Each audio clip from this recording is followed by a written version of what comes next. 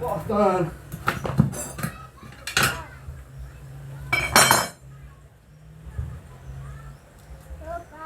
Oi.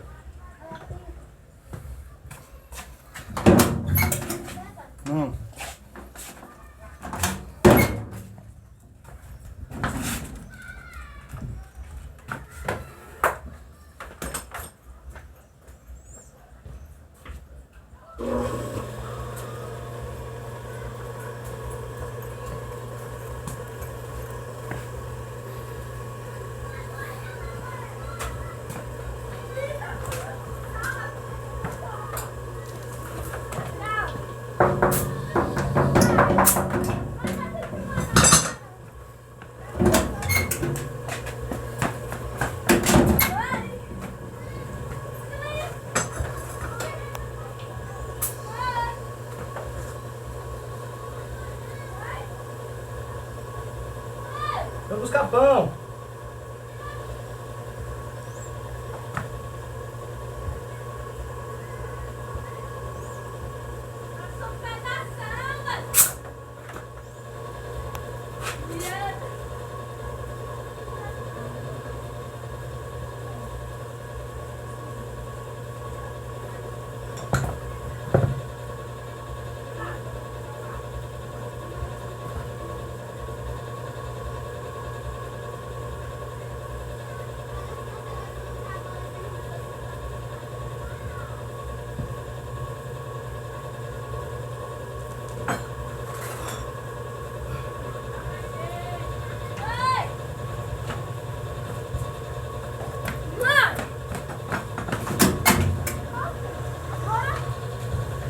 Deixa a moto aí, deixa a moto aí.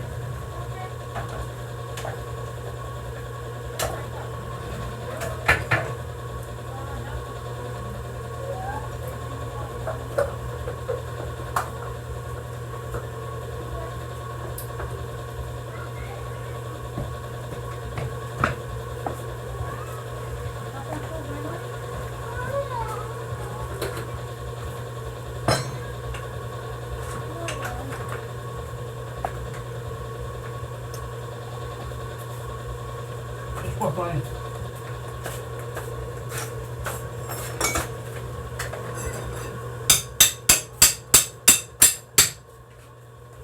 Tá chovendo, minha filha. Vai passar, você é de bate-chuva.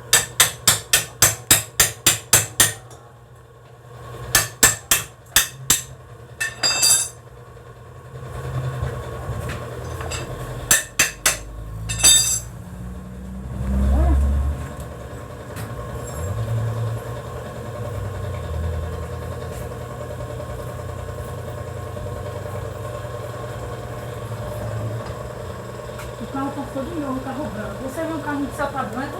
Se eu brincar essa câmera de informação? Hã?